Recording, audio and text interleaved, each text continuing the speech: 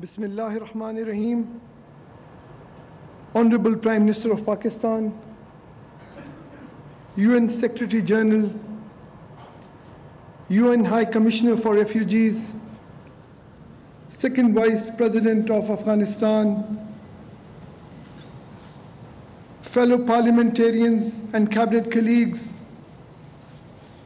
Excellencies, ambassadors, distinguished guests, ladies and gentlemen, Assalamu alaikum and a very good morning. I am honored and privileged to welcome all the participants of the International Conference on 40th years of hosting Afghan refugees in Pakistan. It was a safe duty, and I am glad to share that it had been and is still being pursued as per our traditions and humanitarian requirements. Excellencies, as you know, this conference is jointly convened by the Government of Pakistan and UNHCR to highlight Pakistan's immense contribution and assistance of UNHCR, donor countries, and other stakeholders since 40 years. We are to reaffirm our commitments for enhanced solidarity through more vigorous and predictable partnerships for the protected refugee situation. The aim is to galvanize support for the creation of conditions that enable voluntary repatriation and sustainable reintegration in Afghanistan, and international responsibility sharing with host countries. In line with the solution strategy for Afghan refugees support platform, ladies and gentlemen, the 2 days conference, apart from the ongoing high-level segment, will cover 2 ministerial roundtable meetings, high-level panel discussions, and refugees' experiences. These interactions, statements, and speeches would greatly help to explore the multi-dimensional approaches and pursuing the durable solution of the protected refugee situation. I'm quite hopeful that the 2 days event would give us some tangible and durable solution that would not only help in alleviating the suffering of Afghan refugees in the region, but across the globe as well. Distinguished delegates, I would like to conclude by assuring the Government of Pakistan's continued commitment to durable solution of the Afghan refugee situation under our SSAR approach that strives for dignified repatriation, sustainable reintegration in their home country, and assistance to the hosting communities. I thank you all for your presence and request for your active participation.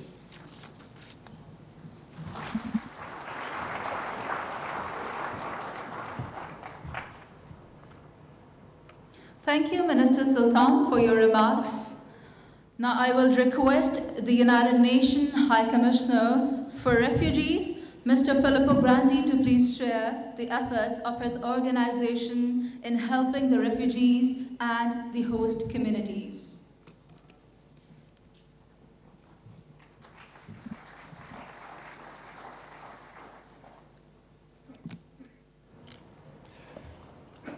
Honorable Prime Minister, Mr. Vice President, Secretary General, ministers, and ladies and gentlemen. For the last 40 years, as we have heard, the people of Pakistan have stood with their Afghan neighbors. Through the early days of upheaval and displacement, when 1/3 of the country's population fled across its borders in just a few years. Through moments of hope, when millions returned, seeking stability and the future back home. As the UNHCR representative in Afghanistan almost 20 years ago, I was personally privileged to be part of a collective, extraordinary effort to support 3 million Afghans return home after years of exile. It was a historic repatriation, and allow me to add the highlight of my professional experience. But Pakistan, and of course also Iran, have been with Afghan refugees through bitter times of hardship and loss, renewed conflict and uncertainty, and through years of efforts to rebuild a fractured nation and secure the peaceful future that the people of Afghanistan deserve. This is what we're here to mark today: the compassion, the hospitality, the solidarity of the people of the host countries, and the courage and resilience of the Afghan people. For Afghans, as you know, the story of their exile has been long and painful, marked by moments of hope and despair. A story that will not be complete until solutions can be found back in their own country. From the refugee perspective, that path remains uncertain. Inside Afghanistan, fighting continues to kill and maim civilians, shut down schools and clinics, and limit economic activity. More than 400,000 people were displaced within the country last year alone by conflict, drought, and other natural hazards. And just 8,000 refugees were able to return home through the voluntary repatriation program. For some refugees, nonetheless, solutions can be possible, even in these difficult circumstances. And I commend the commitment of the government of Afghanistan to the return and reintegration of its nationals and to addressing internal displacement. Improved institutional arrangements have been put in place to drive these efforts. And national Afghan peace and development programs now include land allocation schemes and targeted reintegration support. This is valuable work that must be continued and supported in order to create conditions for larger and sustainable returns. I also welcome the constructive dialogue between the governments of Afghanistan, Iran, and Pakistan in the framework of the Solutions Strategy for Afghan Refugees, launched together with UNHCR in 2012 when the Secretary General was the High Commissioner for Refugees.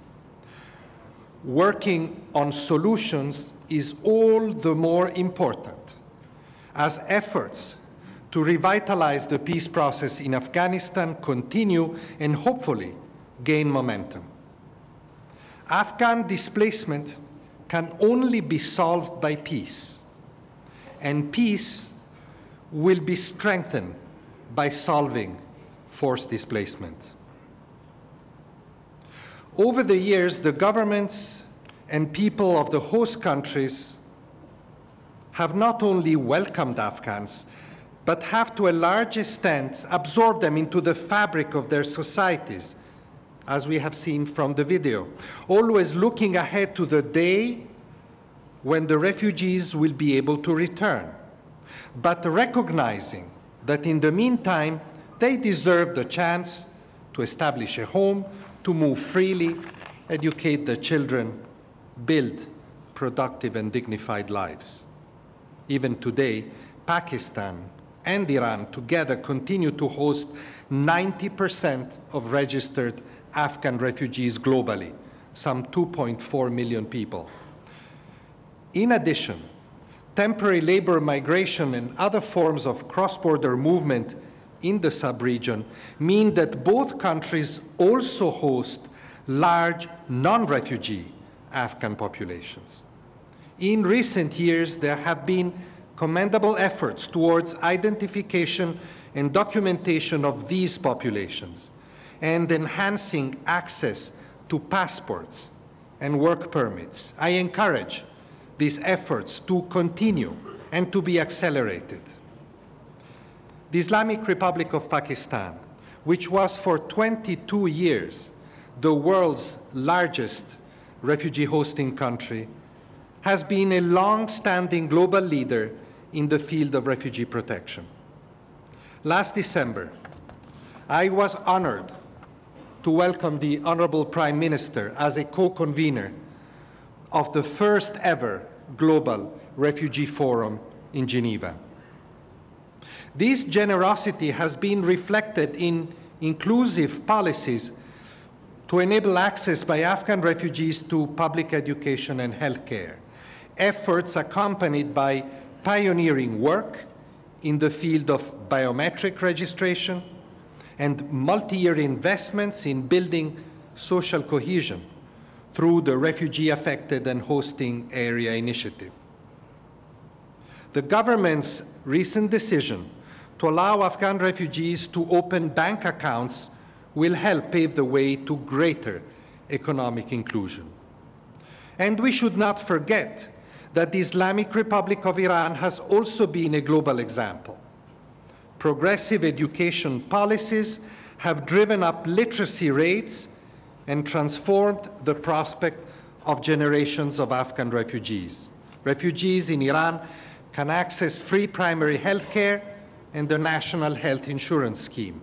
Work rights have been progressively expanded over the years, and most of these commendable initiatives are funded from Iran's own resources, despite escalating economic pressures impacting both the refugees and their hosts. Ladies and gentlemen, the history of Pakistan's solidarity with Afghan refugees, which we honor today, shows that generosity has not come without cost. Hosting millions of refugees presents enormous challenges. It has an impact on local economies, on infrastructure, on services, on security, on the environment. Hosting refugees is a responsibility exercised on behalf of the international community, a responsibility that we must recognize has not been equitably shared. And the substantial number of young and mobile Afghans do indeed embark increasingly on dangerous journeys beyond the sub-region, principally towards Europe and the Gulf countries. But the vast majority of refugees remain in the two neighboring countries, and there, international support, while welcome, remains woefully insufficient. The Global Compact on Refugees was shaped by the need for more equitable burden sharing, including in large, protracted refugee situations. Now is the time to make that commitment real, here. And to this end, at the Global Refugee Forum in December, we activated a dedicated support platform for the solution strategy for Afghan refugees. I appeal to donors in particular to join the platform and lend strong support, including through the mobilization of development partners and resources. The past 40 years have equipped us with a wealth of experience and important lessons. It is now up to us to use them wisely. Giving up is not an option. My greatest hope is that this conference, for which I thank the Honorable Prime Minister and the Islamic Republic of Pakistan, will call attention to the human consequences of this protracted crisis and galvanize progress towards a resolution. Meanwhile, we cannot abandon Afghan refugees and Afghans inside the country to another year, let alone to another decade of carving out a precarious existence while waiting for peace to come. Thank you.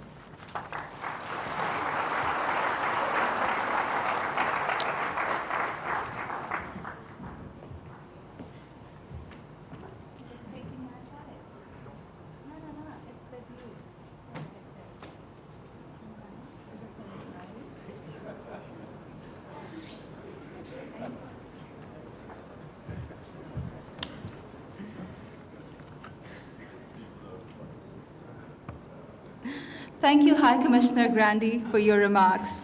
Now I request the Foreign Minister of Pakistan, Makhdoom Shah Mahmood Qureshi, to please come and share his thoughts with us.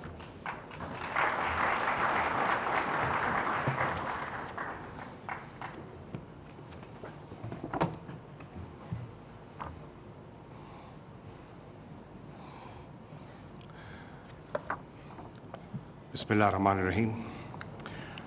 Honorable Prime Minister, Secretary General, Vice President of Afghanistan, High Commissioner, Excellencies, ladies and gentlemen, Assalamu alaikum.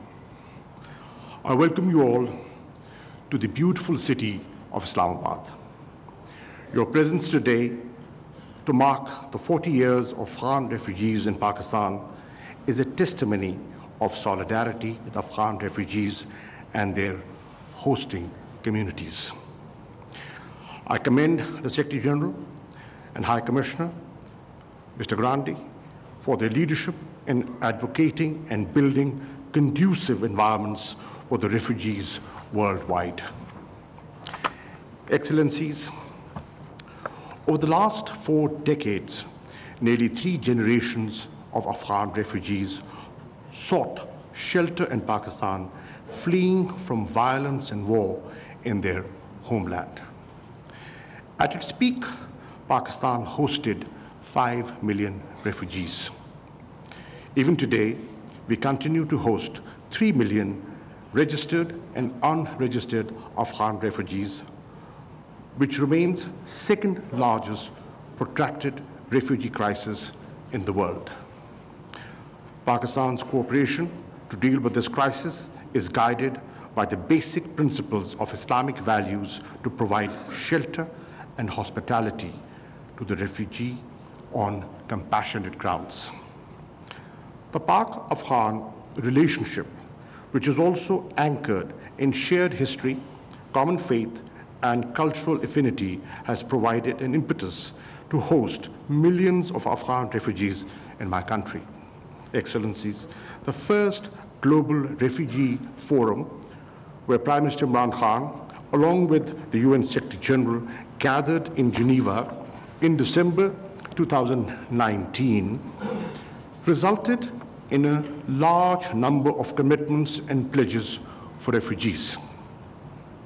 A significant step was taken to launch support platform for solutions strategy for Afghan refugees. The support platform was jointly launched by Pakistan, Iran, Afghanistan, and the UNHCR. Among other things, the support platform aims to promote and support refugee return, provides assistance to host countries and communities, and enhance capacity for sustainable reintegration in Afghanistan. Excellencies, every Afghan refugee is hoping that this conference would seize the opportunity provided by a rare confluence of forces where expectations for peace in Afghanistan have not only arisen, but are also rising every day. They are looking at this conference with great hopes and expectations. They are aiming for increased enrollment places in schools, colleges, and universities.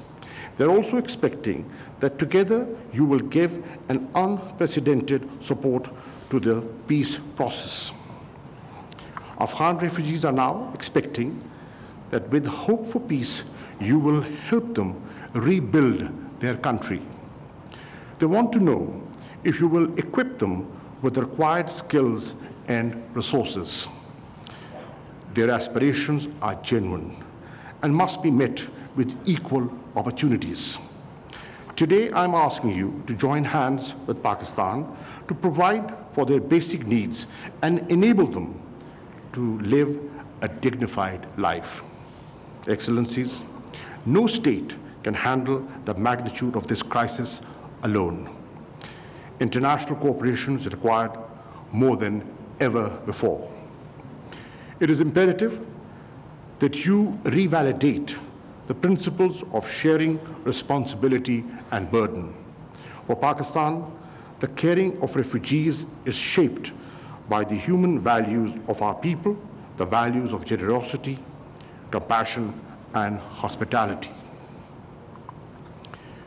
Despite constraints, Pakistan has provided protection, offered opportunities for education, health, livelihoods, and social mobility to millions of Afghan refugees.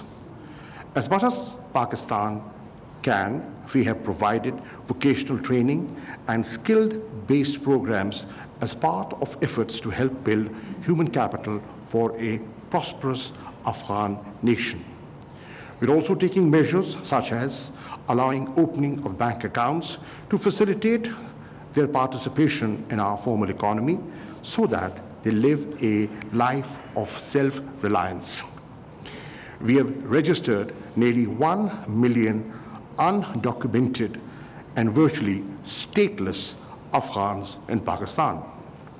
This identity entitles them to return to Afghanistan, obtain legal travel documents, benefit from generous visa policy of Pakistan, and contribute to the development of their country of origin as well as destination. We're also pursuing a policy of return of Afghan refugees with dignity, safety, and honor. Excellencies, Pakistan prefers adoption of a strategic approach, one that prevents the conflicts from eruption and one that seeks to resolve long-standing disputes. Peace and stability in Afghanistan is indispensable. Pakistan would continue to facilitate the Afghan-led, Afghan-owned peace and reconciliation process.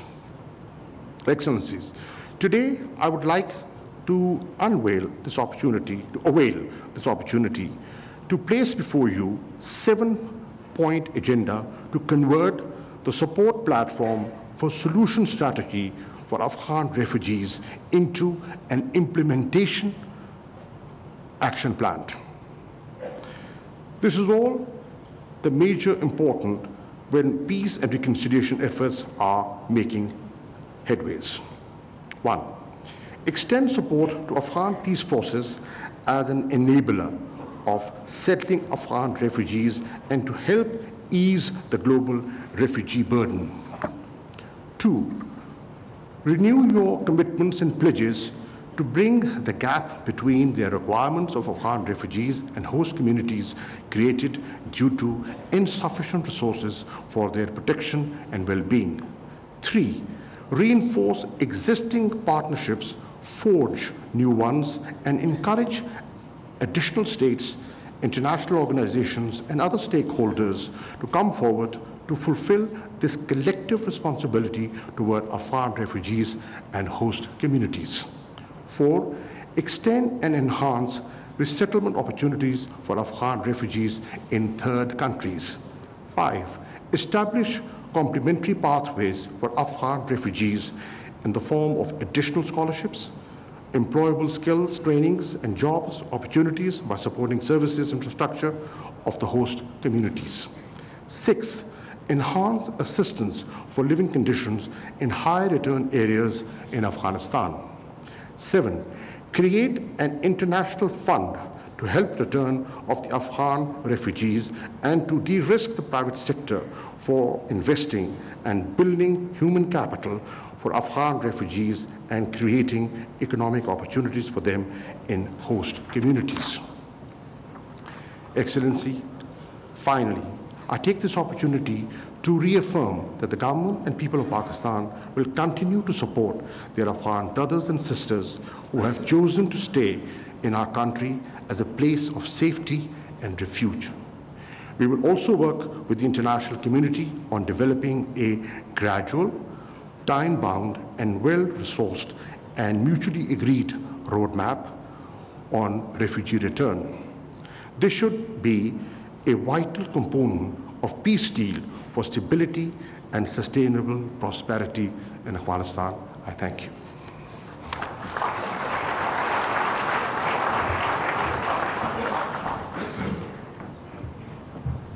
Thank you, Foreign Minister Qureshi, for your remarks.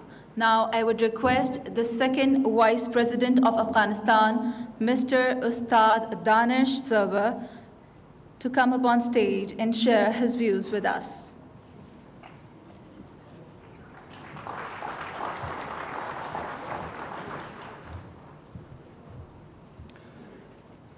بسم الله الرحمن الرحیم. برادر گرامی جناب معاب عمران خان صدر اعظم جمهوری اسلامی پاکستان، جناب معاب جناب آقای گوترش سرمنشی سازمان ملل متحد، جناب آقای گرندی کمیشنر عالی ملل متحد در امور پناهندگان، دکتر صاحب خیلزاد نماینده خاص ایالات متحده آمریکا، وزرا، سفرا و نمایندگان محترم دولت‌ها و سازمان‌های بین‌المللی، مهمانان عالی قدر، خانم‌ها و آقایان، السلام علیکم و رحمت الله و برکاته. در ابتدا از دولت جمهوری اسلامی پاکستان و مخصوصاً جناب معاب عمران خان صدر اعظم صمیمانه تشکر می‌کنم که به مناسبت 40 سالگی میزبانی پاکستان از مهاجرین افغان این کنفرانس مهم را دایر کردند و همچنین از نمایندگان همه کشورها و سازمانهای بین‌المللی از مقامات سازمان ملل متحد، مخصوصاً جناب آقای گوترش تشکر میکنم که هم در برگزاری این کنفرانس همکاری کردند و اشتراک کردند و همواره در طول این 40 سال از حامیان مهاجرین افغان بودند. حضار گرامی، متن کامل سخنرانی به انگلیسی و خدمت شما توضیح شده، ما خلاصه او را در چند نقطه خدمت شما ارائه میکنم. در این رابطه 3 موضوع مرتبط به هم درباره دیدگاه‌های دولت افغانستان را خدمت شما مطرح میکنم. اول موضوع مهاجرین. ما در تاریخ و فرهنگ دینی خود 2 تجربه بسیار ارزشمند از مهاجرت در صدر اسلام را داریم. یکی مهاجرت و پناه آوردن جمعی از مسلمانان به حبشه و دیگری به مدینه. این مهاجرت ها روابط دوستی و برادری بین ملت ها و اقوام مخصوصاً بین مسلمانان و مردم حبشه را مستحکم ساخت و در مدینه باعث برقراری صلح بین باشندگان آن گردید و مهمتر از همه این که در مدینه به دولت سازی و ملت سازی و ایجاد ثبات سیاسی و اجتماعی منجر شد.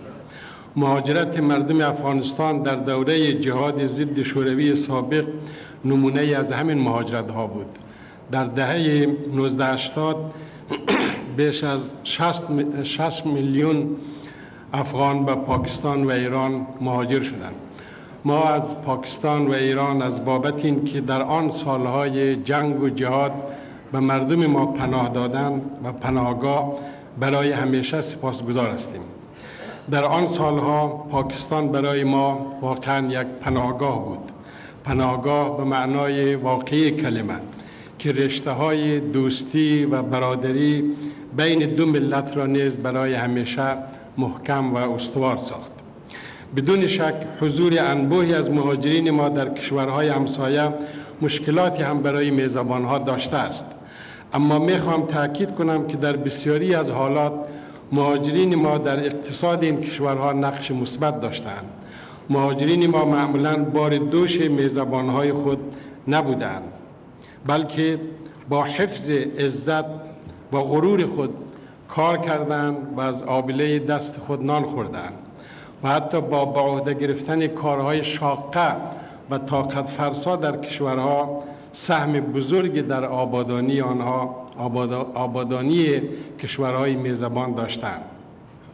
اما از سال 2001 به بعد که در افغانستان یک نظام مبتنی بر قانون اساسی و انتخابات حاکم شد و پاکستان هم این دولت و مشروعیت آن را به رسمیت شناخت، متاسفانه گروه‌هایی از مخالفین دولت افغانستان در پاکستان از میان مهاجرین به سربازگیری دست زدند و در حقیقت از کمپ‌های مهاجرین برای خود پناهگاه و آموزشگاه ساختند و در همین کمپ‌ها علیه دولت مشروع افغانستان دست به تبلیغات زدند و حتی جنگ‌های تخریبی و تروریستی را بر ضد دولت مشروع افغانستان آغاز کردند. این وضعیت باعث شد که خشونت‌ها و بی‌ثباتی‌ها و ناامنی‌ها در افغانستان همچنان تاکنون تداوم پیدا کند. جناب معابان گرامی، در رابطه با عودت مهاجرین چند نکته کوتاه را یادآوری می‌کنم. یک، در طول 5 سال اخیر برخلاف تصور جامعه بین‌المللی، عودت مهاجرین به عنوان یک موج دوامدار از پاکستان و ایران به صورت پیوسته جریان داشته است. از سال 2002 تا 2019 میلیون ها مهاجر از کشورهای مختلف مخصوصاً پاکستان و ایران به افغانستان بازگشتند. ما همیشه از عودت مهاجرین استقبال کرده ایم و همچنان استقبال میکنیم.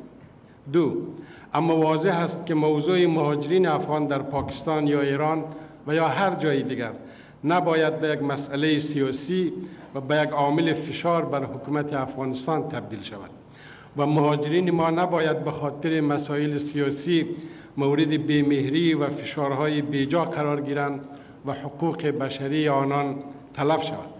ما بر این باوریم که باید با کمک و مشوره همدیگر و با نظارت سازمان ملل متحد برنامه و مکانیزم مشترکی را تنظیم کنیم که عودت به عنوان یک پروسه عادی و منظم و با آگاهی و آمادگی و همکاری دو طرف تطبیق شود.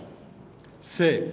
در مکانیزم عودت باید در پرتو معاهدات و اسناد بین‌المللی اولا عودت باید داوطلبانه باشد و نه اجباری و به صورت اخراج گروپی و ثانیاً باید تدریجی بوده و تقسیم اوقات منظم داشته باشد و سوم در میان مهاجرین ما یک گروه بزرگی از افرادی هستند که صاحب دانش، تخصص و سرمایه هستند.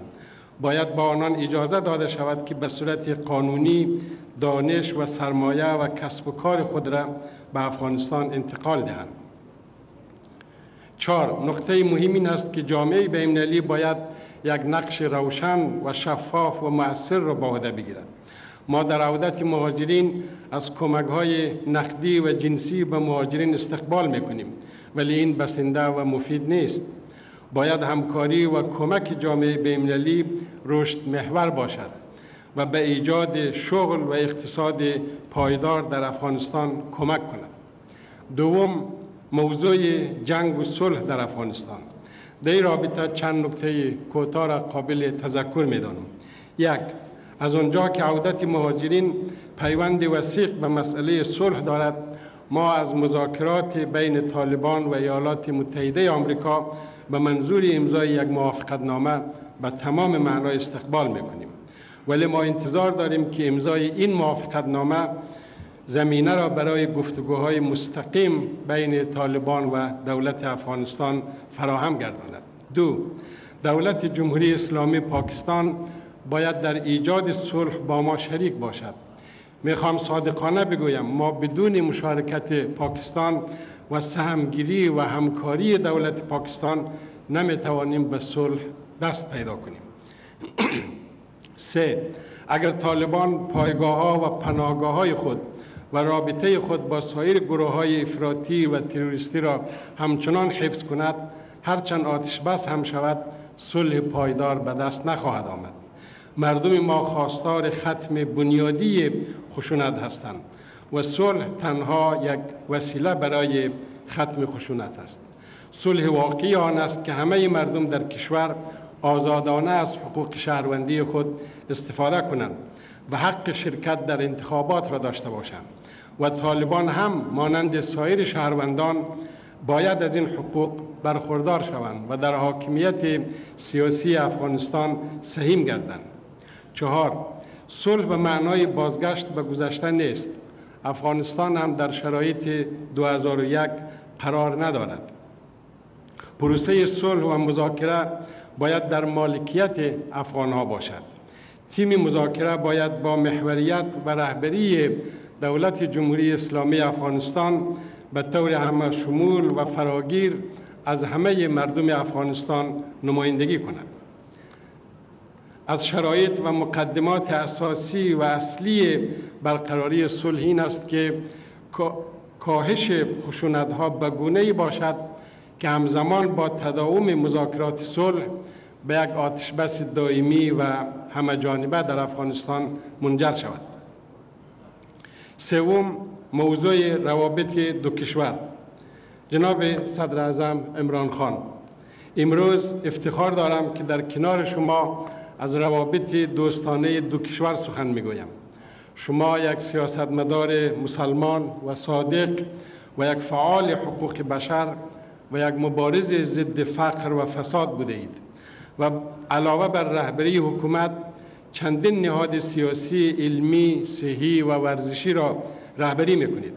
شما بهتر از من دردهای دو ملت و هم مشکلات دو حکومت و هم راه حل‌ها را درک میکنید و من به نمایندگی از هیئت رهبری دولت افغانستان از شما تشکر میکنم که در هر مناسبتی از افغانستان به نیکی یاد کرده و بر روابط دوستانه دو کشور تأکید کرده اید. در این رابطه چند نکته کوتاه را به عرض می‌رسانم. یک، ما دولت‌های افغانستان و پاکستان هیچ چاره‌ای نداریم جز این که با هم روابط دوستانه داشته باشیم. مشترکات تاریخی، فرهنگی، دینی و پیوستگی جغرافیایی و انسانی ما به حد این دو کشور را به هم پیوند داده است که هیچ کدام نمیتواند بدون همکاری با یکدیگر به موجودیت خود ادامه دهد. بدون ایجاد ثبات در افغانستان، پاکستان هرگز نمیتواند یک ثبات پایدار را در خود تضمین کند و هرگز نمیتواند به رفاه و اهداف اقتصادی خود دست پیدا کند. جناب صدر اعظم، شما از کسانی هستید که علامه اقبال را الگوی فکری خود اعلام کرده اید. ما هم فوق العاده به این فیلسوف، متفکر و شاعر پاکستانی احترام قائل هستیم. علامه اقبال عاشق افغانستان بود. از نظر علامه اقبال افغانستان قلب تپنده پیکر آسیا است. او گفته بود آسیا یک پیکر آب و گل است، ملت افغان در آن پیکر دل است. از فساد او فساد آسیا، در گشاد او گشاد آسیا. دو، بنابراین بیاییم همه ما روایت خود را تغییر بدهیم. روایت امنیت محور و روایت تهدید پنداری باعث بدبختی همه ما شده است. در حقیقت ما نه پاکستان را تهدید برای منافع ملی خود می‌دانیم و نه افغانستان تهدیدی برای پاکستان است. اما بدون شک امنیت ملی و منافع ملی هر کدام ما به یکدیگر گره خورده است و باید تصمیمی بگیریم که این پیوند متقابل را با یک مکانیزم روشن به یک همکاری پایدار تبدیل کنیم. 3. افراطیت، تروریسم و فقر دشمنان خطرناک و مشترک هر دو کشور است و از سوی دیگر رفاه اقتصادی و ثبات سیاسی هم دو آرزوی مشترک مردمان کشورهای ماست. 4. ما نمیخواهیم افغانستان برای ابد صحنه یک جنگ نیابتی باشد. ما اهمیت ژئوپلیتیک و ژئواکونومیک کشور خود را به خوبی درک میکنیم. افغانستان برای قرنها در مسیر راه ابریشم و در چهارراه تجارت و دادوستد منطقه‌ای و بین المللی قرار داشته و برای بیش از 2000 سال نقطه تلاقی مسیرهای تجاری بین چین و هند و شرق میانه و اروپا بوده است و ما اکنون هم می‌خواهیم که نقطه اتصال منطقوی و نقطه وصل همکاری‌های اقتصادی و فرهنگی باشیم. طبق مطالعات بانک انکشاف آسیایی در 2005 در صورتی که 13586 کیلومتر کریدورهای جاده‌ای برای تجارت بین آسیای مرکزی و آسیای جنوبی به شمول 3657 کیلومتر آن در خاک افغانستان اگر تکمیل گردد، تجارت منطقه‌ای به میزان 160% و تجارت ترانزیتی در منطقه به میزان 111% افزایش خواهد یافت. افغانستان کوتاه‌ترین مسیر برای انتقال گاز ترکمنستان به پاکستان و هند است که پروژه تاپی همکنون تحت کار است و همچنین صدور برق از قرقیزستان و تاجیکستان به پاکستان از طریق افغانستان یا کاسا 1000 همکنون تحت کار می باشد. ما برای این همکاری‌های منطقوی سازوکارهای مناسبی داریم. همچون کنفرانس همکاری‌های منطقوی یا ریکا، پروسه استانبول یا قلب آسیا، ایکو و همچنین سارک که خوشبختانه در همه اینها افغانستان و پاکستان با هم هر دو عضو هستیم. 5. در کنار آنچه گفتیم چند مسئله عاجل هم وجود دارد که دولت پاکستان باید برای حل آنها با ما همکاری کند. همکاری ها در زمینه تسهیلات تجارتی و ترانزیتی، حل مشکلات امنیتی، مبارزه با پولشویی و قاچاق مواد مخدر و استرداد مجرمین. در مورد استرداد مجرمین و همچنین تبادله محبوسین ما نیاز به یک توافقنامه استرداد مجرمین و همکاری‌های قضایی داریم که باید از طریق نهادهای مربوطه طرفین تهیه شده و هر چه زودتر به امضا برسد تا مشکلات موجود عدلی و قضایی بین ما حل شود. با امید توسعه هرچه بیشتر روابط دوستانه بین دو کشور و دو مردم ما و به امید عودت با عزت و داوطلبانه مهاجرین افغانستان. تشکر از توجه شما و السلام علیکم و رحمت الله.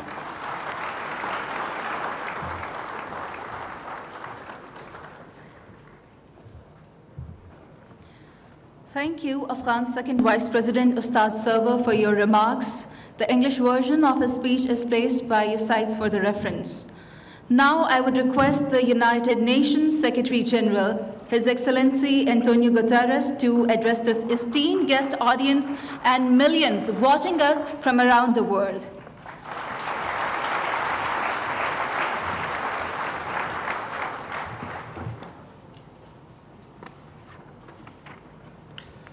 Honorable Prime Minister of Pakistan, Vice President of Afghanistan, Excellencies, ladies and gentlemen, all protocol observed.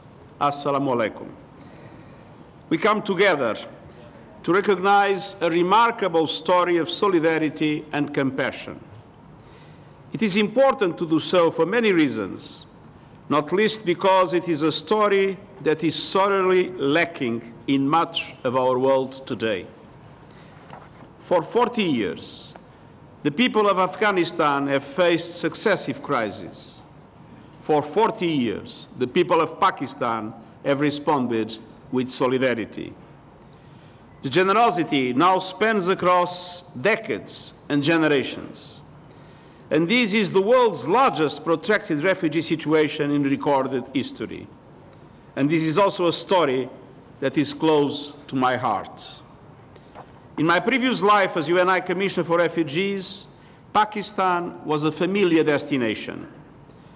During most of my period as High Commissioner, Pakistan was the #1 refugee hosting country on earth. For more than 3 out of every 4 years since 1979, either Pakistan or Iran have ranked as the world's top refugee hosting country. And even though major conflicts have since unfortunately erupted in other parts of the world and the refugee population has soared, Pakistan today is still the world's 2nd largest refugee hosting country. On every visit here, I've been struck by the extraordinary resilience, exceptional generosity, and overwhelming compassion. I saw solidarity not just in words, but in deeds. The generous spirit is fully in line with what I regard as the most beautiful prescription for refugee protection in world history. It is found in the Surah Al-Tawbah of the Holy Quran. And I quote, "And if anyone seeks your protection, then grant him protection, so then he can hear the words of God. Then escort him where he can be secure." End of quote. This protection should be accorded to believers and non-believers alike, in a remarkable example of tolerance many centuries before the 1951 Refugee Convention that defines, in a modern concept, refugees and the protection they deserve. And I saw that compassion play out in real time here in Pakistan. And it was grounded in vision. We have seen many innovative policies take root here: biometric registration, access to the national education system, healthcare, and inclusion in the economy. And despite Pakistan's own challenges, these initiatives have made a big difference. Indeed, many have been recognized as a global model of good practice. Some of those progressive policies have inspired elements of the Global Compact on Refugees. And we have been proud to work with you to support Pakistani host communities and Afghan refugees. We have done so through integrated humanitarian and development actions across the country, alleviating the burden on Pakistan's national public service system and helping Afghans sustainably reintegrate back home. But we must recognize that international support for Pakistan has been minimal compared to your own national efforts. As we look to the challenges ahead, the global community must step up. On the one hand, we mark 40 unbroken years of solidarity, but we also despair at 40 broken years of hostility. The Afghan conflict drags on, and we see the deep impact of the protracted nature of conflict, poverty, and forced displacement. We know the solutions lies in Afghanistan. And I hope the signals of a possible pathway for peace will lead to a better future for the people of Afghanistan. I see with us Ambassador Khalizad, and I want to strongly encourage to pursue the way of peace. And you can count, and the Afghan people can count with the United Nations to support the efforts for peace. We don't seek any protagonism. We are here only to serve. The Afghan people needs and deserve, finally, peace and prosperity in full respect of their human rights. I want to reaffirm that the preferred durable solution for refugees has always been voluntary repatriation in safety and dignity to their country of origin. And this is also true for Afghan refugees. Our efforts on return and reintegration, led in large measure by UNHCR, are aligned with the Afghanistan National Peace and Development Framework. We are working together on a region-specific support platform to assist voluntary repatriation and sustainable reintegration of refugees in Afghanistan, while providing help to refugees and their host communities in both Pakistan and Iran. And our aim is to galvanize more resources and more investments, widen the circle of partners, and forge stronger linkages between humanitarian, development, and peace investments. And youth empowerment must be a special focus. We need a renewed commitment. We need to make sure that there is not only a strong movement towards peace, but that peace leads to effective reconstruction, creating the conditions for a successful return and reintegration of Afghan refugees. Working towards solutions for the Afghan people is not just a sign of solidarity, it's in the world's best interests. Afghans now constitute the largest group of arrivals in Europe, exceeding for the first time the arrivals from Syria. And returns to Afghanistan, as it was said, have hit a historical low. Afghanistan and its people cannot be abandoned. Now it's a time for the international community to act and to deliver. And our ability to succeed will be a litmus test for the Global Compact on Refugees. Its promise of greater responsibility sharing with countries that have shouldered the burden until now. Peace efforts leading to intra-Afghan negotiations will pave the way, but sustainable peace and security hinges on better integrating our work on humanitarian, development, and peace efforts. Done right, this work can be a model for the rest of the world. We must be realistic. We know big challenges lie ahead, but the message of this conference and the presence of so many senior government officials from all over the world is a testament of hope and commitment to a new partnership for solidarity and a better future for the people of Afghanistan and Pakistan and for the world. Shukriya.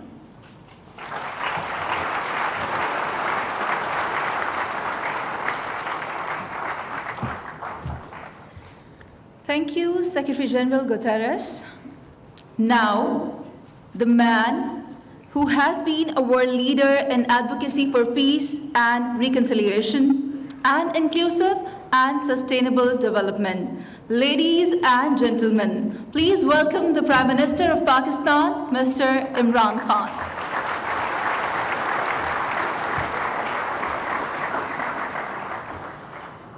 Bismillah ar-Rahman ar-Rahim. Secretary General, UN Commissioner for Refugees, Mr. Vice President, Excellencies, ladies and gentlemen. Today, this occasion of celebrating 40 years of Afghan refugees in Pakistan. And I said celebrating because there are not many instances in the modern world where those who have been refugees have conducted themselves with such dignity and honor, and the hosts, despite challenging economic situation, probably the last 20 years have been the most difficult for the people of Pakistan in terms of our economic situation. So the hosts, despite unemployment, competition for jobs, the way they have kept their relations, the wonderful relationship with the Afghan refugees. Let me just point out a side effect, a pleasant side effect of the Afghan refugees. The children in the refugee camps started watching the Pakistan cricket team and learning how to play cricket. And Afghanistan today has an international cricket team. But the embarrassing thing is that their under-19 cricket team beat Pakistan under-19 cricket team. I hope they don't beat us, our full cricket team. But this is a remarkable relationship that has endured. And I again repeat, considering the situation in Pakistan, what we faced, what our economy has faced. And it reminds me of one thing which I learned during when I was raising funds in my country for various charities, that generosity has nothing to do with one's bank balance. A country in the situation that we were, and I really say with pride that the way we have hosted our refugees. Bear in mind that Pakistan, when it came into being in 1947, had the biggest refugee problem. And my mother's family, of course, also were refugees coming from India in 1947.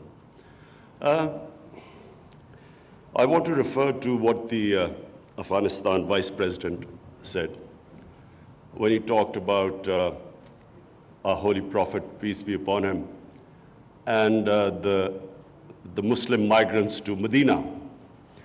You see, the reason why I feel that this relationship endured in Pakistan for 40 years was because of our Prophet Muhammad sallallahu alaihi wasallam, who when they migrated from Makkah to Medina, when they faced religious persecution, that relationship between the people, hosts of Medina, and the refugees from Mecca was exemplary.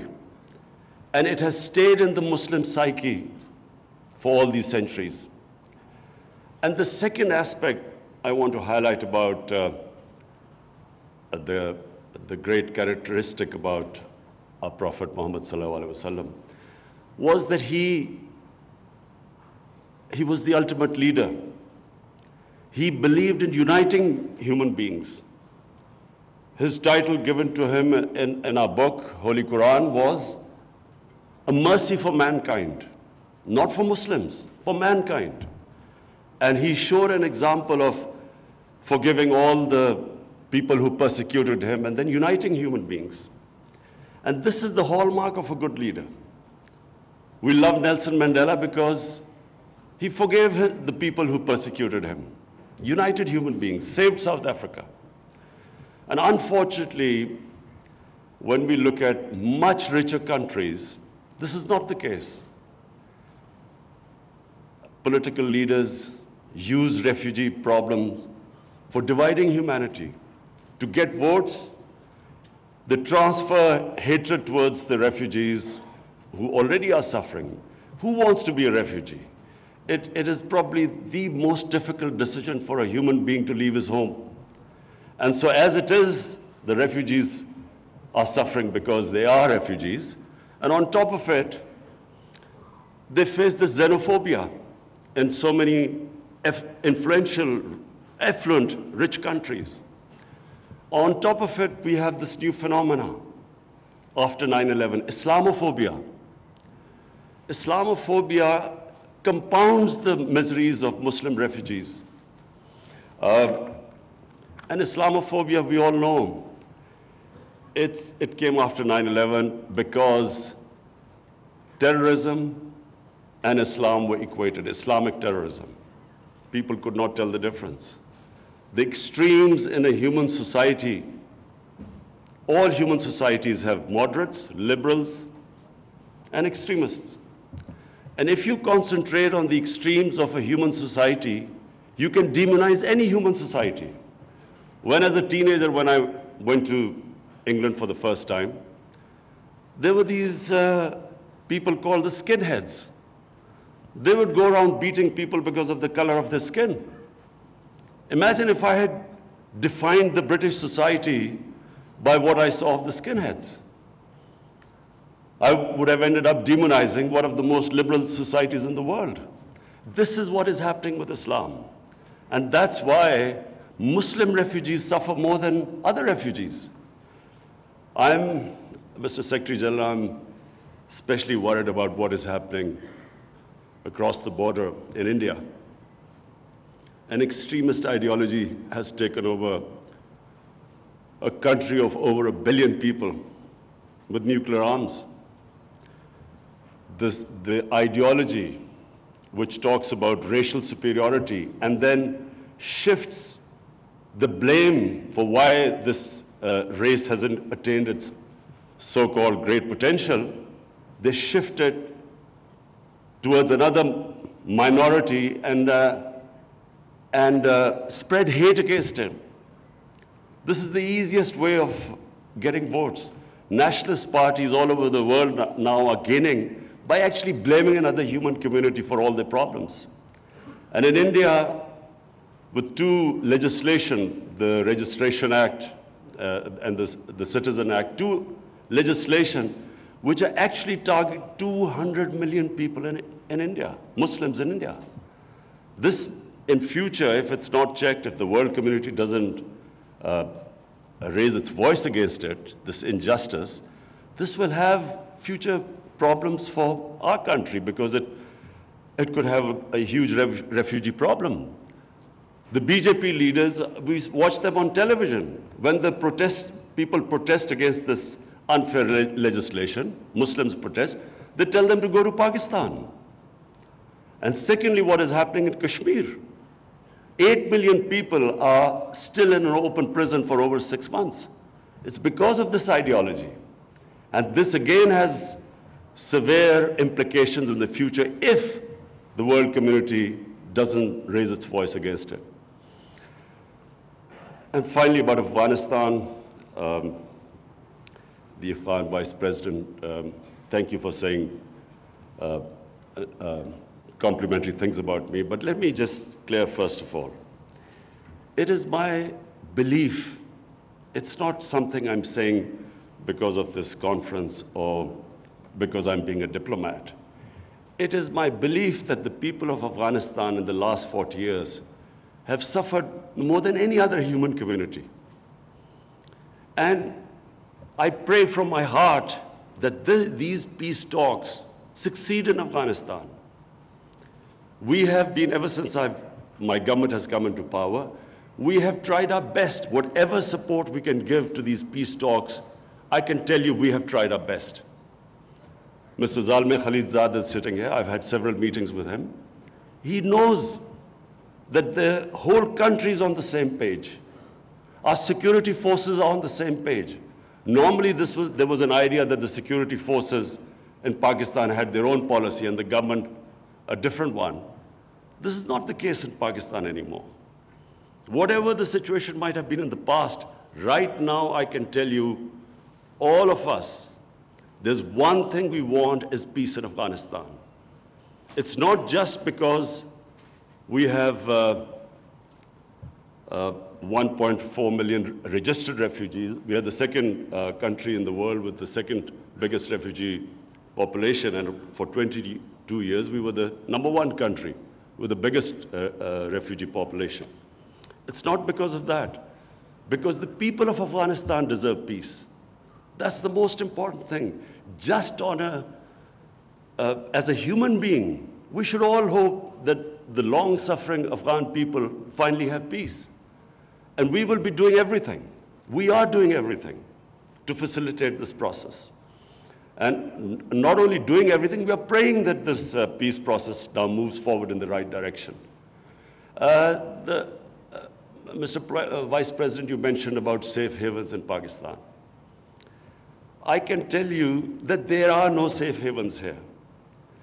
After 9/11, it is possible that there were places where the militants who were fighting in Afghanistan, it's possible they stayed. But then we have refugee camps for over 500,000 people, over 100,000 people.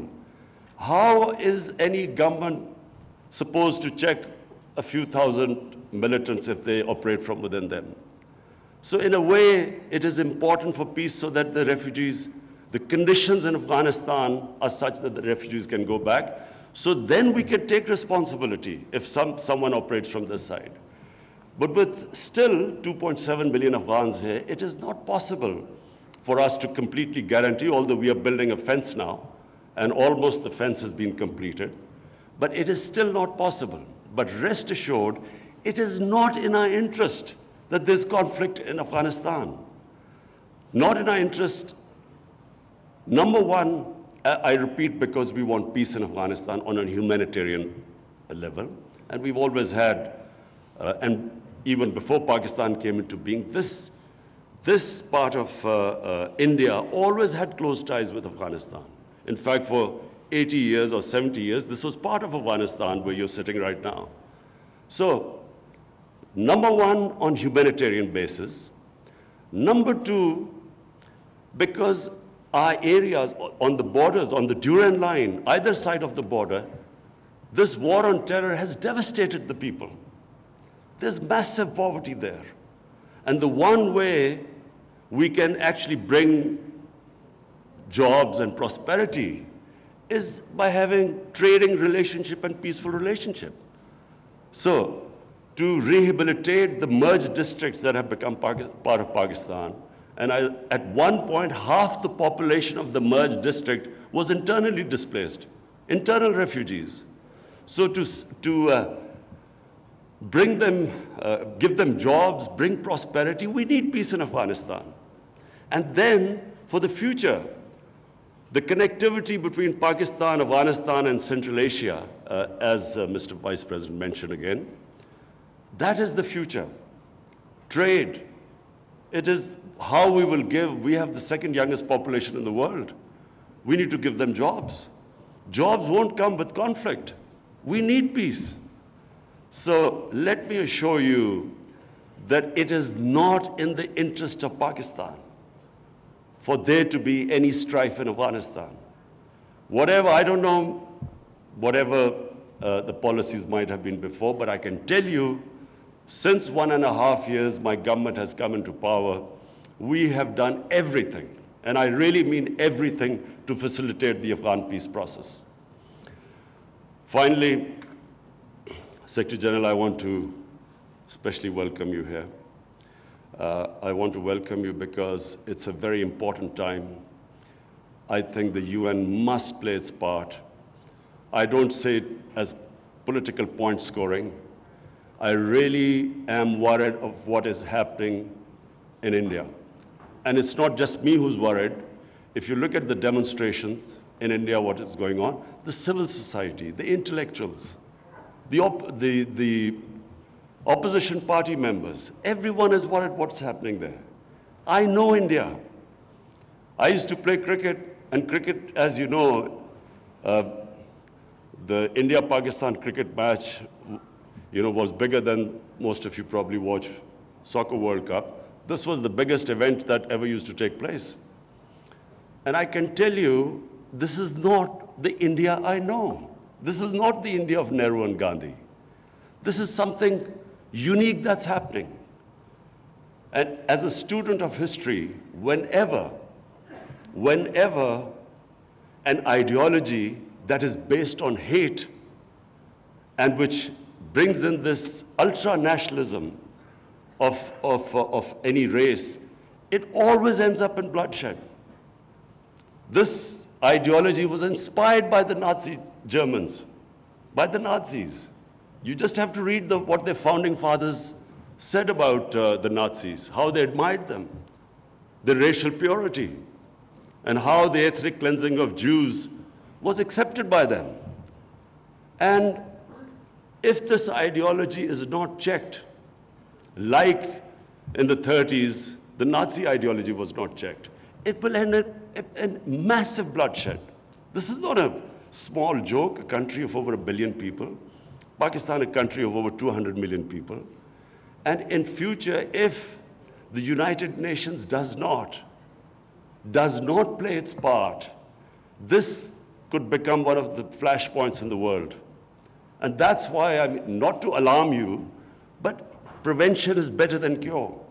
Before things go out of hand, and the statement of Indian Prime Minister that they can destroy Pakistan in 11 days, does a responsible Prime Minister of a country of over 1 billion people, does he make a statement like that?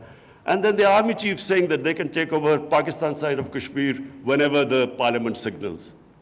So it is heading in the wrong direction.